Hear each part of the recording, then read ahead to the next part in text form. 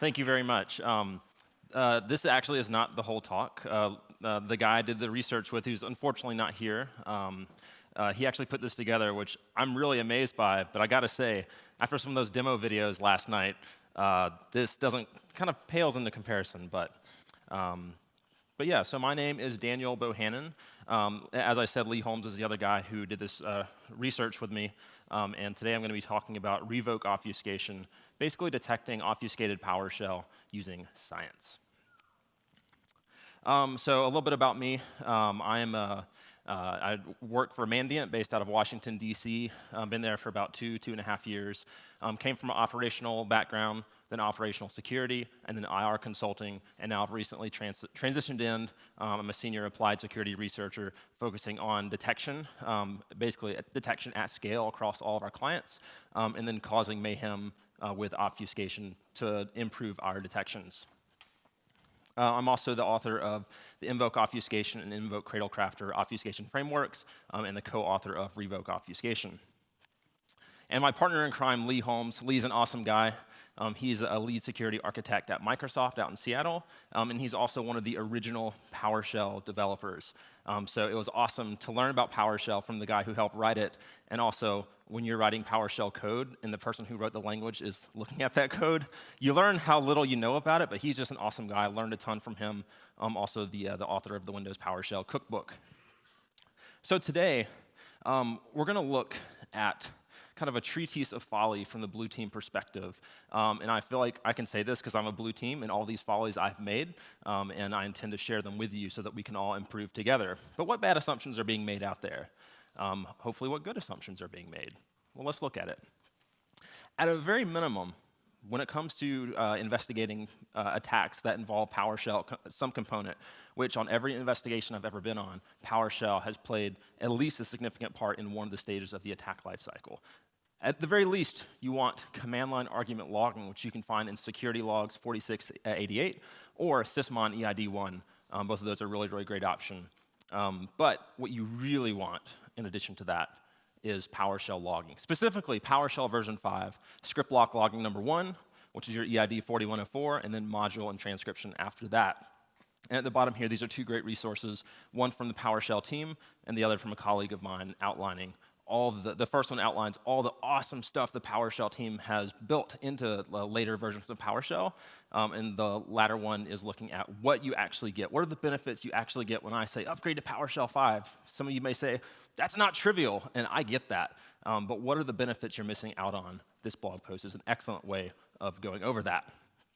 And hopefully this talk will also be ammunition you can take back to say, hey, here's some of the reasons why we want to get to PowerShell 5 so we don't have to deal with this completely blind. So we're just going to take the first part and diving into some obfuscation techniques when it comes to PowerShell. And again, hopefully this is going to help some of us see some of the follies that we've been making as defenders when it comes to our assumptions. And then we're going to look at how do we actually detect this in a different way.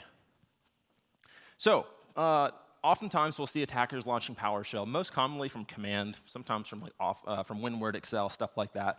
But typically, a lot of defenders, myself included when I started, was I want to look for PowerShell.exe running and then look for the arguments that come after that. And if I see malicious strings, then that's of interest. However, there are other ways that you can execute PowerShell code on the command line.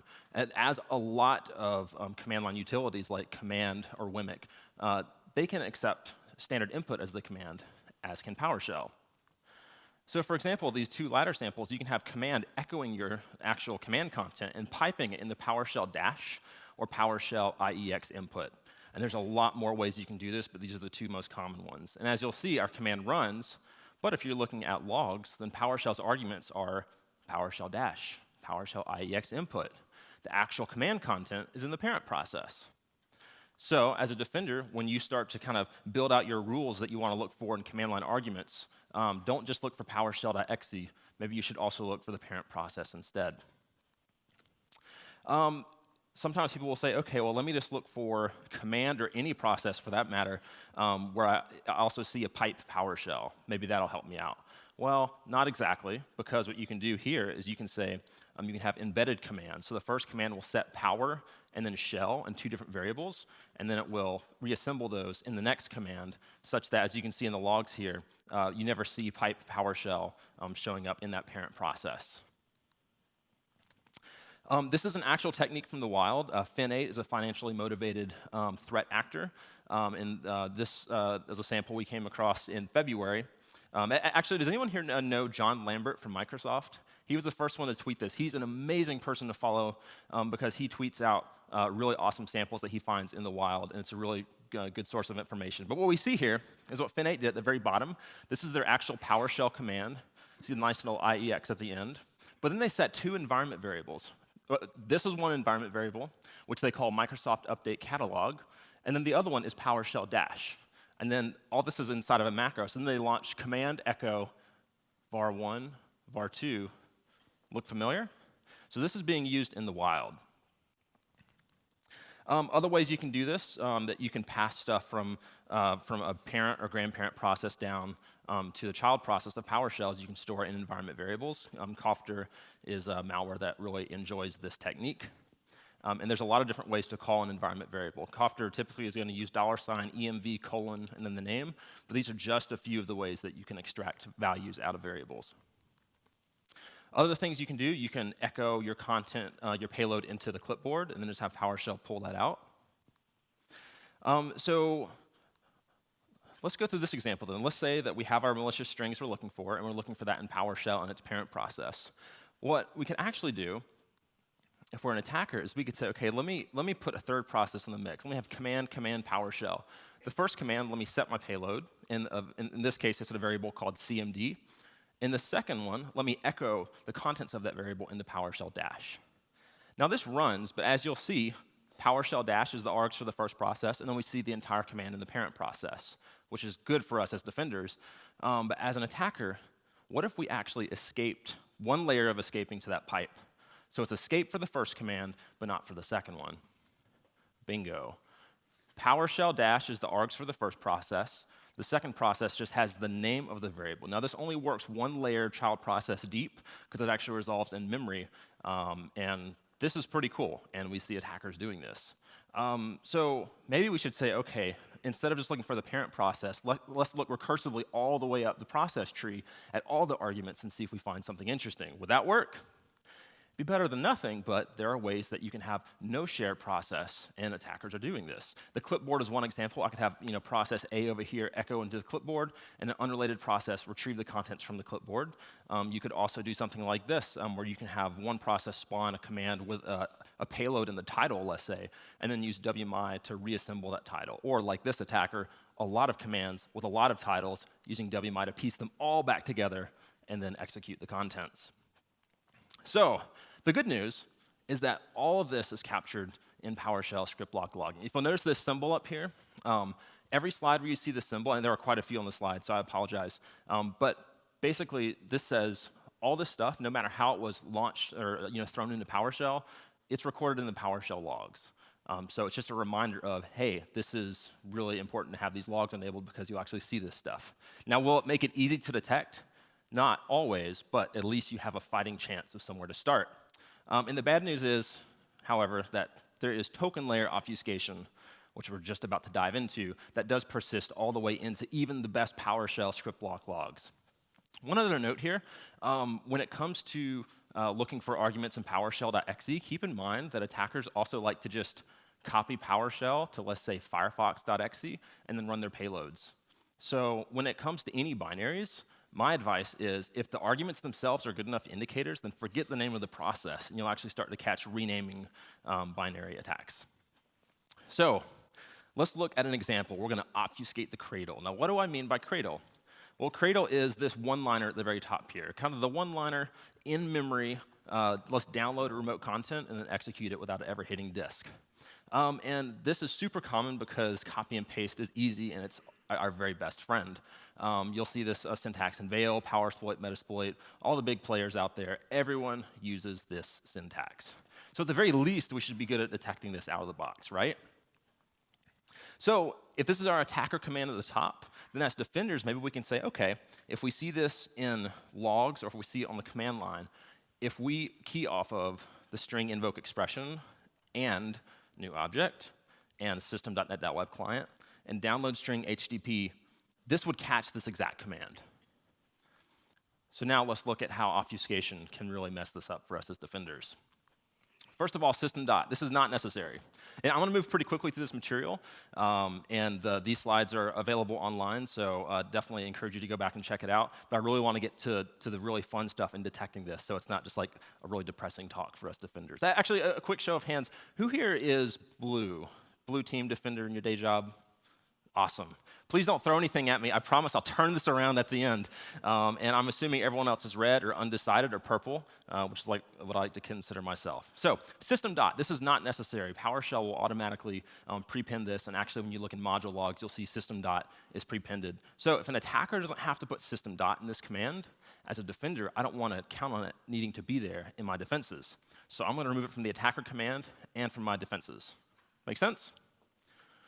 All right, the URL, this is a string, and strings are amazing. If you can get something to a string, you can obfuscate it like crazy. So you can concatenate it in line just like that. You can also use single quotes, double quotes, white space, etc. Download string. So download string, in the context of PowerShell, this is a member token. When I say token layer obfuscation, PowerShell tokenizes the command. The URL is a string token. Download string is a member token. Invoke expression and new object, those are commandlet tokens. So from PowerShell's perspective, download string is a member, but it's actually a method of the net.webclient.net class. So it's, however, not the only method. It's the most common one we see attackers use. There's actually quite a few. And this is just a partial list. And the ones I really want to draw your attention to are download string, file, and data, and we talked about this a bit at the community night, but these are all ones that we see attackers using. So to cover all of these, why don't we just change our defenses to look for .download, and we'll be good. So we'll do that.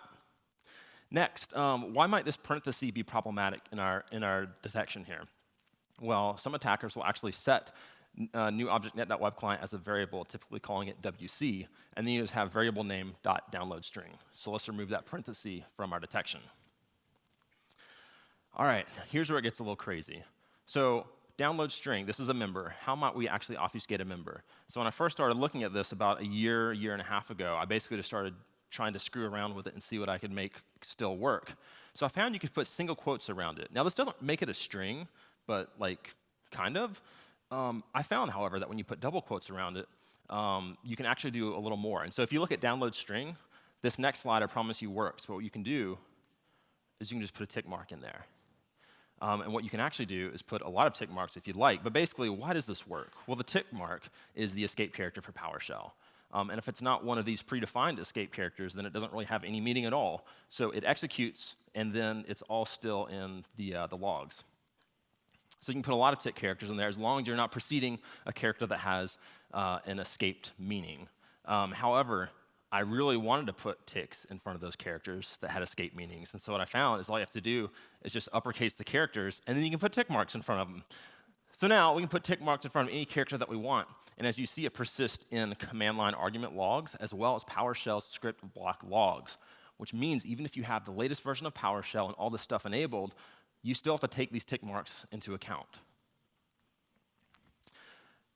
So if you decide to try to use regex, and I actually would not advise that for some reasons we'll look at in a little bit, make sure that in addition to this download stuff, you also look for open read, because that is also a memory-only way that you can download a payload. It returns it as a byte stream, but it is something we've seen a lot less often, but still we've seen it in the wild.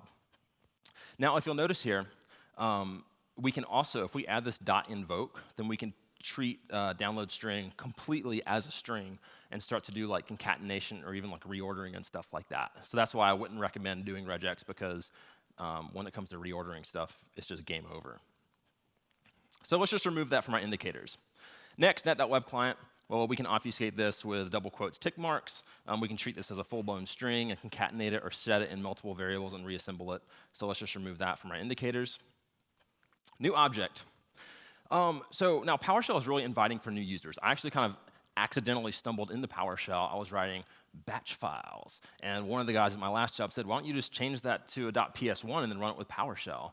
And I said, well, will it actually work? And he's like, yeah, like it's really friendly. It basically has all these aliases that take into account. If you're doing make dir or dir, then you don't have to do the PowerShell versions of those commands. Those are all aliases. And so PowerShell is really inviting. But that, as a defender, it means you have to look for all those options when you're writing defenses because any of those are valid. However, new object doesn't have a single alias. So I thought, perfect, this is going to be a really, really good indicator. Not so much. So there's so many commandlets in PowerShell that sometimes you forget what you're looking for. And there's this really nice get command. So in this example, there's a command I want that's new-p something. So let me just say get command new-p wildcard. And here are all the functions and commandlets that return there. Now this is returning not text, but PowerShell objects.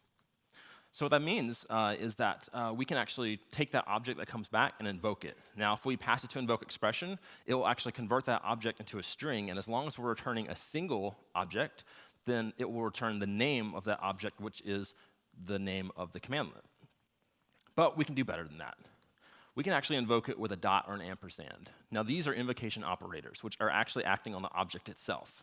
So this is new object. Now you may say, well, why does that matter? Because if I'm a defender, I still see new objects sitting right there. Exactly. So as an attacker, what we could do is use that nice wildcard functionality and do something like that or that. And any combination that we want, as long as it returns a single object, that is now a new object. And you will not see new object on the command line or script block logs. Where you will see it is in module logs, EID 4103. But for any script that runs, every single parameter binding like this is its own log. So you could have hundreds or even thousands of module logs for a single script invocation.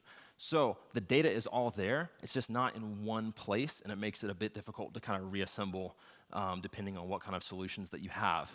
So the problem gets a little worse. Get command, maybe we just start looking for get command on the command line, which is actually extremely uncommon. So that might be a good one. But get command has an alias of GCM. And actually, if you promise to keep a secret, there's an undocumented alias for get command. And it is command. Because PowerShell, again, being really, really helpful, says, oh, I see you type this thing, and I don't have a function named command. I don't have a commandlet named command. Maybe you meant get-command. And it will check that and be like, yep, get command is definitely what you're looking for. So there you go. Now, why this is important to defenders is anytime you're writing detections based on a commandlet that starts with get dash, that get dash is not necessary, and attackers might not have it in their command. So maybe we look for a new object, get command, GCM, command. If we don't want to use wildcards for any of this stuff, we can just chunk up our commandlet name into variables or do string manipulation. The world is our oyster when it comes to this. PowerShell 1.0. This is just a few ways that you can do this exact same thing with PowerShell 1.0. Now that's, kind of ugly looking code. The later versions of PowerShell have made it a lot easier to accomplish this with shorter commands, but attackers don't always choose the smallest commands. If they know defenders are not looking for this, this would be a really great opportunity for them.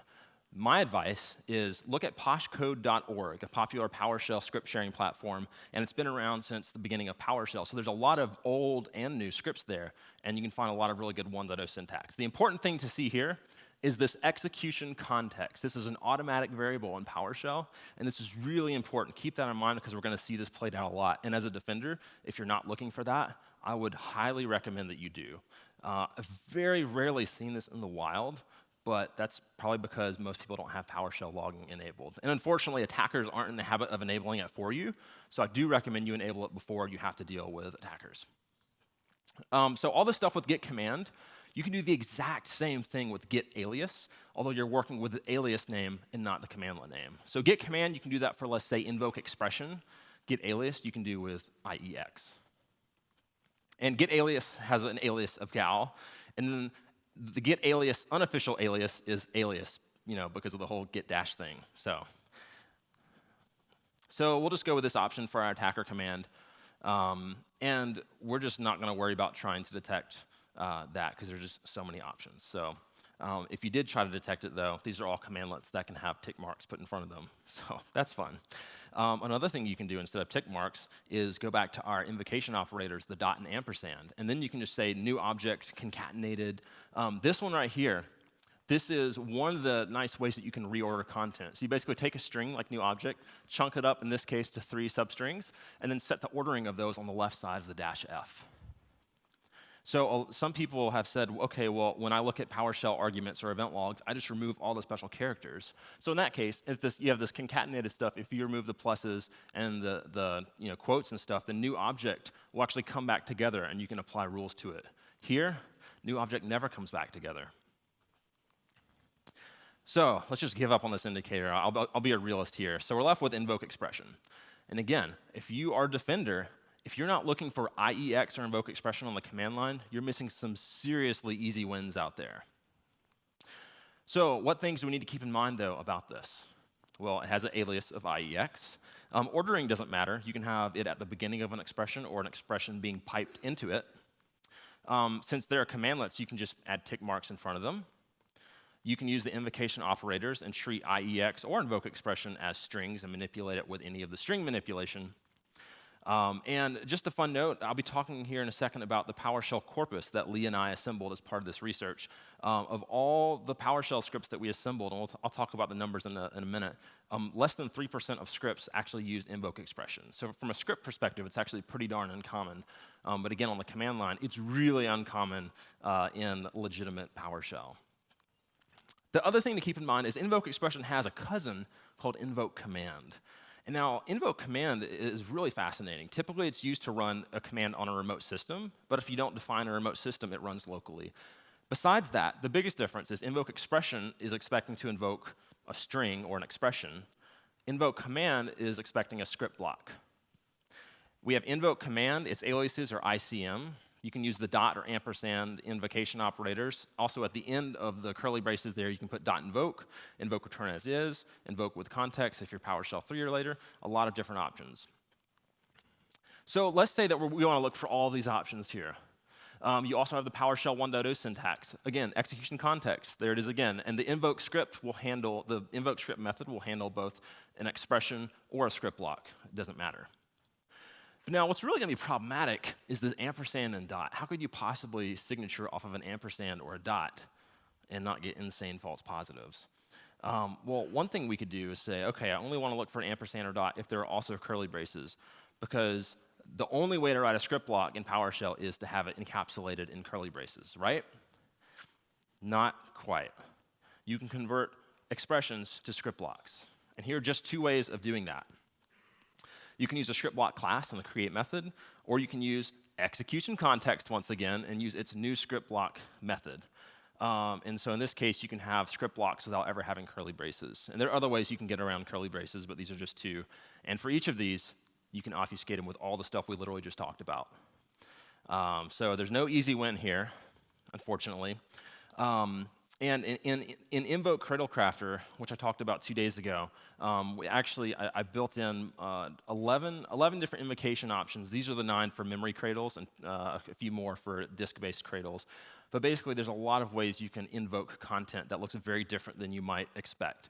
And the reason that I put all this research and codify it into these tools that I spend way too much time on, and ASCII art and colors and stuff like that, is because I really want it to be accessible to anyone to look at and to be able to just to say, you know what, let me randomly produce 10,000 obfuscated samples and see how many of these my detections actually miss, and then tweak my detections so that we can come up to speed here. That's exactly what I do in my day-to-day job. All right, take a deep breath. That was a lot. So the good news is that there's really not anything else that you can do from an obfuscation perspective after this. No, I'm just kidding. There's way more you can do. That was just token layer obfuscation. So let's say after we go through all this token layer obfuscation, we then just take the entire command and say, you know what, let me treat you as a string, and then I get all the amazing string obfuscation, like reversing the entire command on the command line, and then in memory, re-reversing it, and it's invoked. We can also add garbage delimiters and split and reassemble. We can do the same thing with replace, just say, yeah, pull all those garbage delimiters out, I don't want those. Again, all happening in memory. We can also just do any kind of crazy concatenation that we want to do.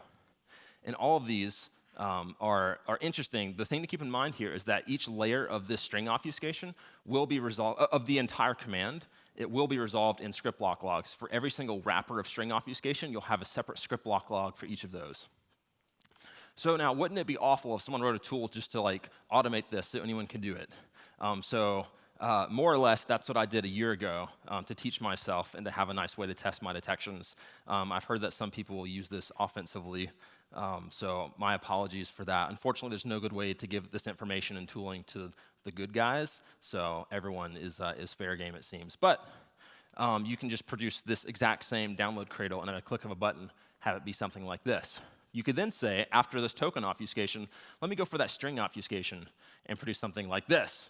Now, this is unfortunately stuff we see quite a bit, especially most recently with APT32, which is a Vietnamese attack group, also known as Ocean Lotus.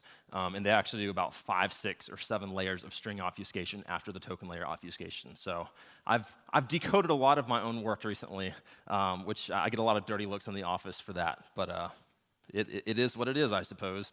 Now, Invoke Cradle Crafter will take a different spin on obfuscation. It'll actually perform substitution obfuscation to produce something like this. Instead of taking download string and putting tick marks or concatenating it, it'll basically enumerate all the methods for the net.webClient class and then choose whichever one will resolve the download string. And so this is the kind of syntax you get with Cradle Crafter. You can also do something like this, 100% special characters. Now, I cannot take credit for this. Back in 2010, a Japanese researcher with the handle Mutoguchi came up with this, and they wrote Hello World. And I really want to meet this person someday because it's just fantastically brilliant how they came up with this. But again, 100% special characters. If you have PowerShell script block logs, this will resolve to about 3 different layers, and it's insanely easy to detect at a couple of those layers. But if you don't have that, and this is what you're dealing with, then that's really sucky, right? And this is mainly just a lot of variables. And the variable names are composed of special characters. What you could also do is make those variable names different lengths of white space and come up with something like that. And back in January, I was talking with Casey Smith, or Subt, and he looked at this and laughed and said, oh, this reminds me of white space encoding. And I said, what is that? That sounds amazing. And so he explained it to me, and so then I went off and started writing, and that's the second one, which is white space tab encoding.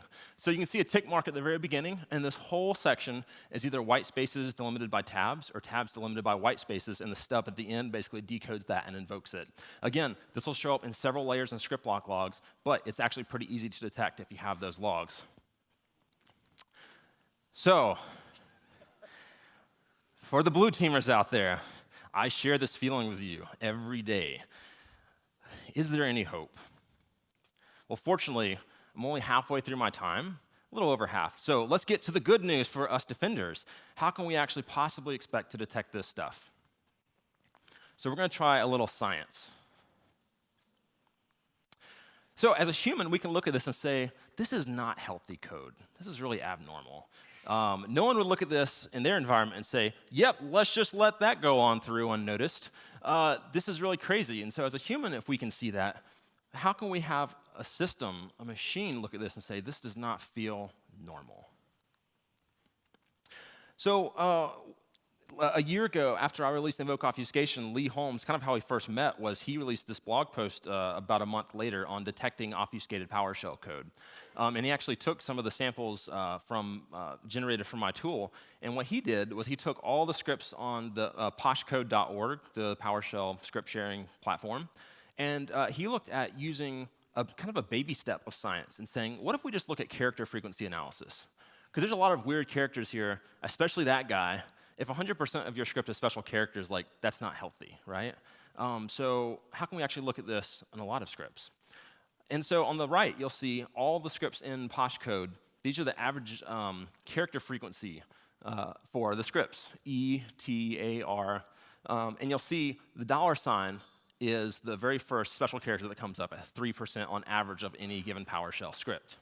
On the left, we have those other 2 samples. Very different, 20% tick marks. Obviously, this is all special characters. So visually, we can look at this even and say, yeah, these look very different. But again, at scale, how can a system know that these are different?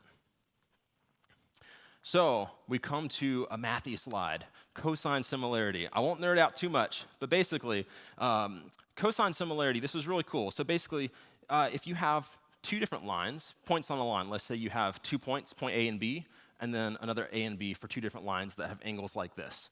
Cosine similarity was basically saying, just as you can look at the angle between two different lines, you can say how similar they are. So lines like this are going to be a bit more similar, but like this is really different, right? And you can extend this concept to three-dimensional lines, or 4 dimensions, or maybe dimensions to take into account all the characters in the alphabet that you may see in a PowerShell script. So that's what Lee did in this blog post, is he basically used this cosine similarity to say, let me take all the list of what are called features, which are basically just the count and the percentage of all these characters, and then compare each script to the average of everything in Posh code. And as you can see, most of the healthy normal scripts are very, very close to the value of 1. They're like almost topped out as, yeah, this looks really normal. But then we have our 2 samples down here at 15%, 37%, really low. And if you do a scatter plot on this, all the scripts in Posh code, you'll see that most all of them are in the 90th percentile. And then these ones at the bottom, this may be worth looking at. And so if you have thousands of scripts like this, like I think 3,500 scripts is what this was at the time, then instead of looking at 3,500 scripts, you could just say, let me take everything below 60, 70%. And now you're looking at a couple dozen scripts. You've greatly reduced the data that you have to go through to manually look for evil. However, to do this properly, we needed more data than just 3,000 scripts. So last year, Microsoft ran a contest called Underhanded PowerShell for people in the community to submit underhanded or obfuscated PowerShell to try to get around a certain check they were performing. But we really needed a massive corpus. So over the past several months, we assembled, to the best of our knowledge, the largest PowerShell corpus and actually released it as part of our research. And the important thing that we wanted to convey is that since Lee and I are both gentlemen, when we built this corpus, we did it politely. Now, what do I mean by that? Well, Lee went out and wrote a script starting with GitHub to scrape all the PowerShell projects out of GitHub. And as you'll see, the blue portions are the code that actually retrieves the contents. And all that red, this is actually Canadian. So Lee is Canadian, and he's so polite. And this is like throttling and stuff like that to make sure that we're not actually pounding GitHub's resources. So Lee looked at all the GitHub project IDs, and it was up to 10 million. And so he basically started this. And after a month, we were almost at 10 million. And then it got to 11 million and 12 million. And he was like, this doesn't make any sense. There was only 10 million, and he went back and looked. He's like, oh my gosh, it's 100 million. And so instead of waiting an entire year to finish scraping politely, what he did was he just politely asked GitHub if there was a way that they could tell us all the PowerShell projects. And GitHub was awesome. They basically ran a query, zipped up all the PowerShell projects, and handed it to us. And so big props to GitHub. So I think the most polite thing is to first ask the people with the data, and a lot of times they're really open to sharing it with you. All public data, of course.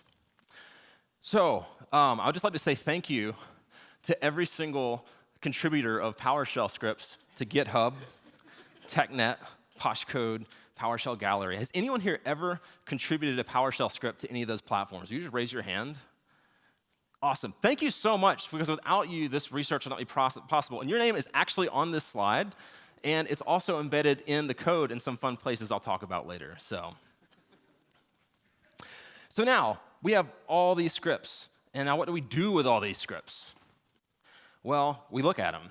A lot of times people will think, hacking culture is really cool. You have a hoodie and, typing away and smoke and fog everywhere. But this is actually like a lot less cool than that. It's just like a notepad window pops up and it's like, yeah, that looks kind of obfuscated. Mark that as obfuscated, close that, pop up the next one. But in doing that, we look at some interesting stuff. Some of the stuff we found was just really sad. Like this example, remove games.ps1. This is a real script out there. Someone wrote to basically kill processes for any games running on a system and then remove the games directory. Major buzzkill. But in all seriousness, some of the stuff was actually a bit heavier that we came across. This next one, we actually had to kind of pause our research for a bit and figure out how to handle. And it was filling up the US House and Senate servers with "We don't want SOPA," Stop Online Piracy Act. So some interesting stuff you'll find when you look through that many scripts. But it's fascinating to look at like real people wrote all these scripts. And so there's just this crazy amount of information stored in here. So how many scripts do we get?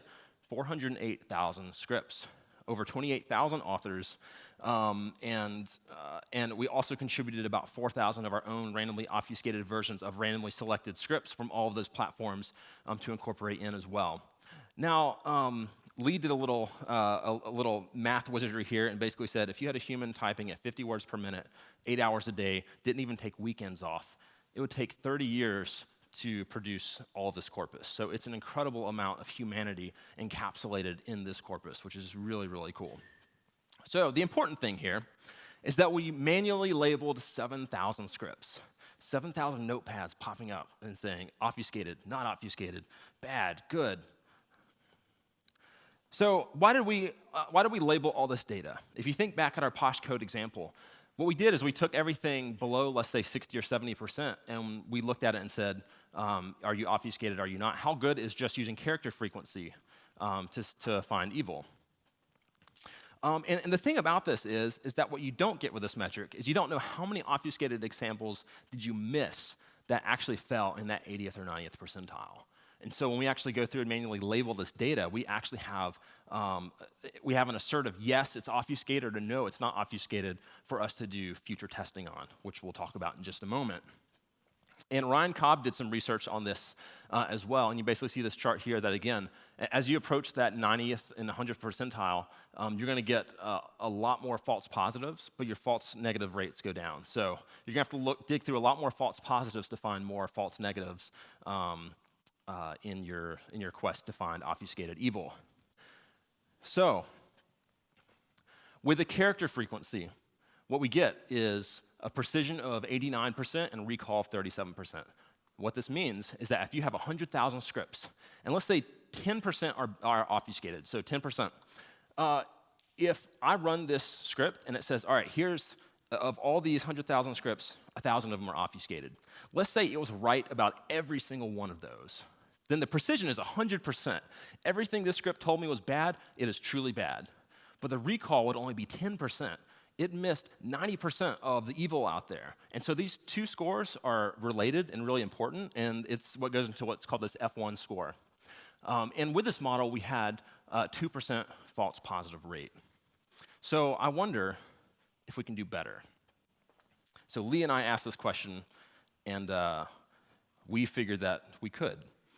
So PowerShell is a language. It knows how to interpret PowerShell code. And so as you can see here in this command, PowerShell can tokenize it and say, yep, get command, this is called a generic token. The name is a parameter, left parenthesis, the format operator, et cetera. But what PowerShell also knows, and what became available in PowerShell 3 and later, is the relationship of each of these into a tree, which is called the abstract syntax tree, or AST.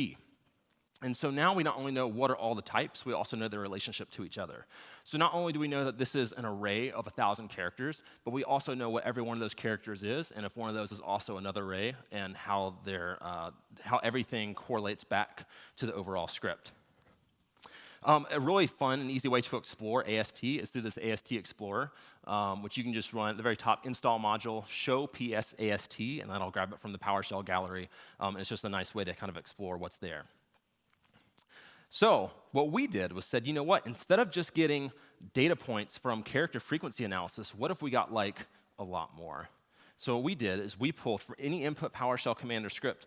First, we look at the distribution of AST types. What percentage, how many variables are there in this entire script, and what percentage of the entire script is variables? So for every one of these, we have a count and a percentage. So how many variables, commandlets, arrays, like if your entire script is 100,000 characters and 99% of that script is a single array, that's pretty weird. And so all these kinds of things, we weren't specifically looking to say, this is a threshold we think is bad. We were purely just saying, give me the features, extract as much as we possibly can. We looked for the distribution of operators, like how many assignment operators, binary operators, unary operators, et cetera. We looked at array size ranges. Again, arrays of 1 to 10 characters, that's interesting. What about 5,000? That's a bit more interesting. And then for each one of these, for the character distribution stuff that Lee did last year, he just took the entire script. Well, that gives an attacker a huge window just to pad a lot of stuff in there to throw off your detections. But we're actually doing this per type. So we'll take all the strings and do character frequency analysis, all the commands, all the functions, all the comments, et cetera. And we do way more than just frequency analysis. We also look for entropy. We look for length for all those, the min, max, average, median, mode, range. We look for white space density, character casing, all that stuff. And so what we ended up with is for any input command or script, we have almost 5,000 features, which we were really excited about at first and then thought, well, how do we deal with 5,000 features? How do we actually have this help us find obfuscated PowerShell? So what we do is something like this. We have, for every PowerShell script, we extract 5,000 features. And then we also would like to have another list to say how important are each of these features. Some of these are more important than others. And that's why you see up here, we basically have these weights, or this weighted vector is what the information retrieval community calls it. However, figuring out which of these features are more important than others, how do we do that? That's not something me and Lee just figured out and tuned every single one of these 5,000. Well, there's a way that we can be a little smarter about it. For all of these values, we use what's called the logit function to basically, instead of having these values that are like thousands or hundreds, the logit function crams everything down to say everyone is playing between 0 and 1, and that's what kind of brings all these points together. And then we also use linear regression, which is the weights I was talking about, basically taking every single feature, multiplying that by its corresponding weight, and then adding all those together. And then there's a number. When you add all those multiplied features together, and if it's above this number, then it's bad. If it's below it, then it's good. And that was the bias that you see at the very beginning. So basically, when it comes down to it, if the result of all these multiplications is 1, it's obfuscated. If it's less than that, it's not obfuscated. So all of these features, the way that we decide the weight of all these features is through this. Basically, we take our labeled data set, this is where that comes back into play, and we run it through all these feature extractions and run it against all these, at the beginning, all the weights are the exact same. And then at the end, for every single run, it'll say, hey, was I correct or not? Because remember, we've labeled this data. And if it's correct, everything's good. If it's incorrect, if it said, hey, you're obfuscated, but it's not, then what it does is it says, okay, which weights were the wrongest? The weights that contributed most heavily to this, we're going to tune those down the most. And the weights that were the least, we're going to tune those down the very least. And so you go through thousands and thousands of iterations of this, and it basically is figuring out which weights are more important than others. And at the end, you get 5,000 weights, one for each one. So now, does this work? Well, we're pretty excited with these results. With this linear regression and gradient descent, what we got is 96% precision, 94% recall, and false positives were 1%. So compared to the character analysis alone, we just increased our chances of finding obfuscated content by 10 times, and we cut in half our false positives. This is really exciting stuff for us.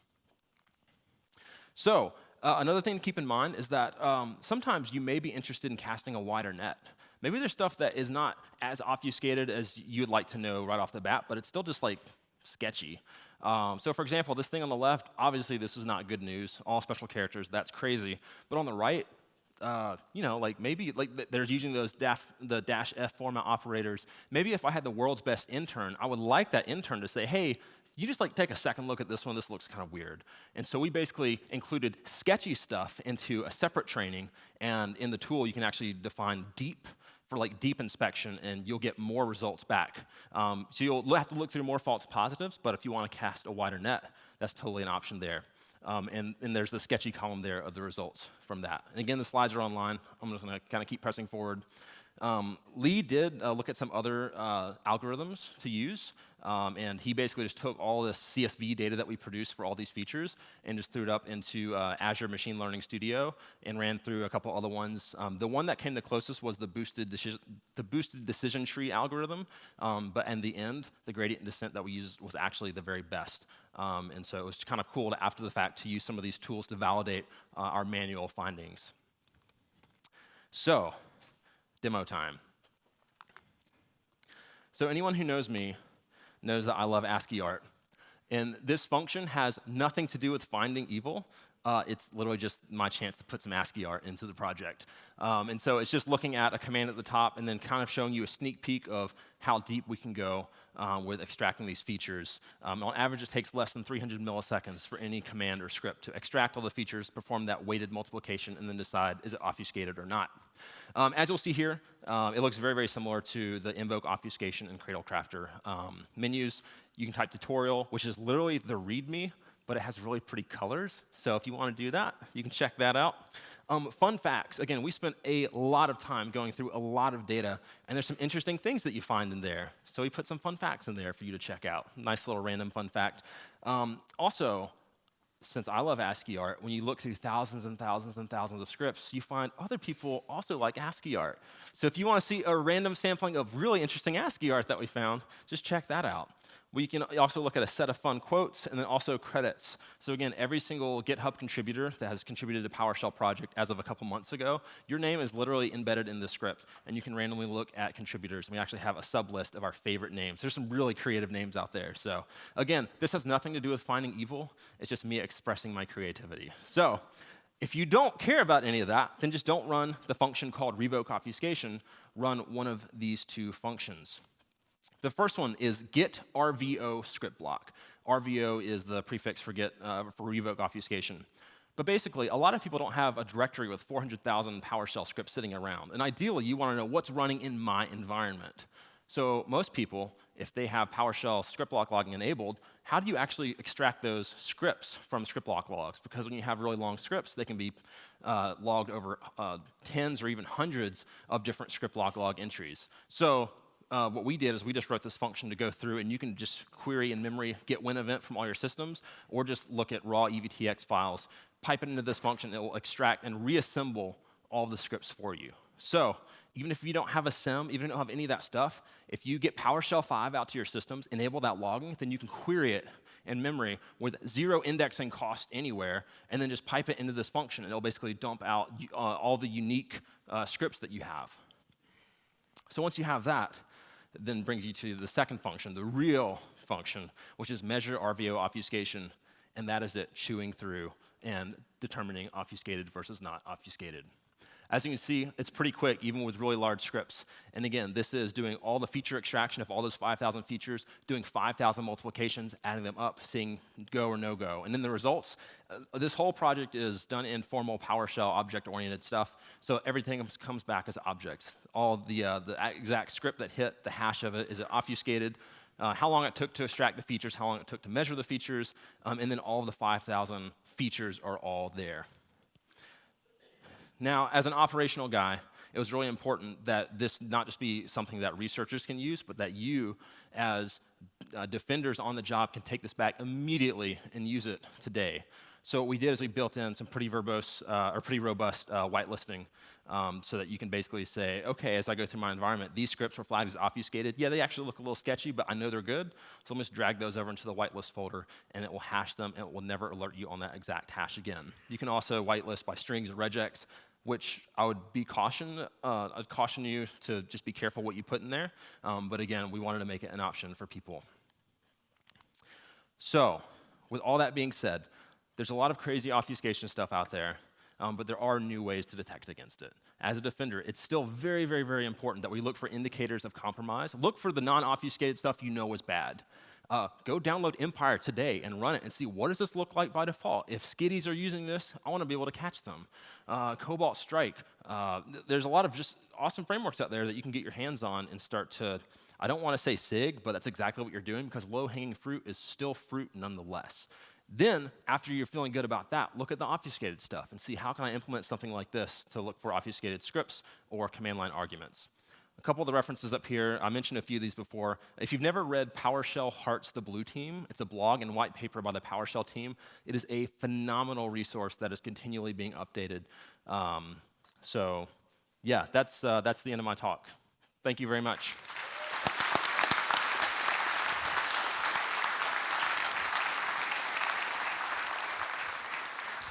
And I did want to emphasize one more time really quick, Lee Holmes, I'm really sad he couldn't be here, but the guy is awesome, and this project would not have been anything without him, so really a big shout out to Lee on this. So. He's mostly responsible for PowerShell. Mm-hmm. Yep, one of the original PowerShell developers, so he knows it pretty well. Basically his reason why this is a problem to begin with. We started with a very love-hate relationship, but we've hugged it out, and we're on good terms. So yeah. Yeah. Something about if you're not part of the problem, you're good money to be made in prolonging the problem, or if you're not part of the solution. He has no sympathy when I tell him, "Oh, Lee, like I've just spent the past 3 hours decoding all this stuff." He's like, "You make your bed, you lay in it," you know. Well, fair point. But yeah, and All right, questions from the audience? So I have a question regarding character distribution. I think it could be quite easily compensated for by just naming any variable with a proper distribution. Yes. That would cover the script. Also, the same thing for objects. Like if you have too many variables, put in some other stuff there to get script to have a normal distribution. Yeah. How would you detect that? Yeah, no, that's a really good point. So, yeah, as an attacker, I don't have to use randomized variable names, randomized casing. I can make it look as legit as possible. And the challenge there is to evade this detection is you're going to have to make every single thing look legit, even the percentages of those things. So again, let's say that you have 90% of your script is variables, even though they're named normal stuff, that's a lot of your script to just be variables. And so you basically have to evade every single one of these. Is it possible to evade this? Absolutely. The ways to counter that is to basically produce samples that evade it, and then throw those into the labeled bucket, and then spend all of 5 minutes rerunning the learning, and then you produce a slightly modified vector, and then plug that right in. And so it's a really good question, and honestly, one of the big reasons that we open source all of this, including the corpus and everything, is so that anyone can take it and actually make those modifications, even say, hey, like I found this new way that you can actually pad this stuff, and it actually gets by, and then you can actually feed that right into the loop, and then adjust that weight until it detects it in your environment. So we're always open to people and pull requests and ideas and stuff like that, but we really want it to be a community project so that people can find these ways around it and then update it. But I like the way you're thinking, though. I thought it was quite obvious that you start with the cradle crafter thing, and then you do the remote obfuscation, de-obfuscation, whatever. Isn't it natural that the next tool you're going to make is something that automatically makes obfuscated code look legit? So and you can do a talk about that. Yeah. And then you can do. Most people I talk to, when they see the name Revoke-Obfuscation, they ask me, "Oh, I'm so glad you made something to de-obfuscate all this stuff." And I'm like, "I'm really sorry, that's not what this does." And it's a hard problem. It really is. The best de-obfuscator out there is PowerShell logging, because it's going to remove everything except for that last layer of tokens, of token layer obfuscation. There's some really clunky scripts that I've thrown together and I've taken a couple stabs at. I've never really been satisfied enough with it to show anyone else that code. At some point, I probably will pick it up again, but honestly, my hope is that someone else will do it instead, because yeah, it makes my brain hurt just thinking about it. But so if anyone is interested in writing ways to de-obfuscate that stuff, I'll gladly share all the samples that I've been working on and the failures I've made to hopefully kind of let you avoid making those same mistakes. But that would be awesome. So sadly, that doesn't exist today. But any more questions from the audience? All the way in the back.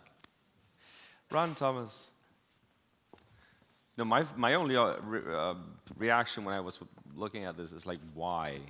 Like, you just and if you want to fix it, why wouldn't you like go in and fix? I mean, isn't it obvious what the problem is? You mean right? You need to go if you know. You mean next version of PowerShell maybe should not give people this. Yeah, that's a very common question, especially to Lee. It's like, you helped write it. Why in the heck did you make it be able to do all this stuff? And at the end of the day, you look at any language and you can do crazy stuff like this. Maybe not every language to this extent, but there are very legitimate reasons to use escape characters and stuff like that, and concatenating things. It's extremely powerful, and there's not really a super easy way to say like your intention is bad in this thing you're doing. So again, the thing to keep in mind is this is not saying good, bad. This is saying obfuscated, not obfuscated. So a lot of times we'll see legitimately obfuscated stuff as part of like code golf competitions or something. But yeah, at the end of the day, you don't want to neuter the language for this fringe case because attackers will still find ways to abuse it. But yeah. So the question in the back? Yeah, very much from the start doing science slide until the demo slide was kind of language agnostic. So have you had any ideas to try to check other languages other than PowerShell? And will you be back next year with the... No, so it's a really good question, and from the very beginning, Lee and I discussed this as well. Can we apply this exact same logic to other languages? The simple answer is yes, But the thing is that the huge benefit we get here is that PowerShell's AST is what really enables us to extract those 5,000 features quite easily. So I think it comes down to how robust the language is you're trying to detect obfuscation in. So I think JavaScript would probably be a close second to look at as well, but really it doesn't quite have the same feature extracting capabilities just because that AST isn't exposed in the same way. That being said, there's a lot of other ways you can extract features. Just looking at common objects or function names, or kind of what I think it's called a bag of words, and basically saying these are all features I care about. But at that point, it's not quite as agnostic as what ours was. But I'm really hopeful that people will see this and realize that it's actually not insanely difficult. It's just a bit time consuming. The most important part is extracting all those features, trying to do that in a really fast way, and then having labeled data that is obfuscated, that you can say this is labeled as obfuscated or this is not. Those are the two main things. And after that, the last part is just plugging that information together. So really good question. Again, I hope other people are interested in pursuing this with other languages as well, because I think there's a lot of value here. More questions? No? All right. So thank you, Daniel. Thank you very much.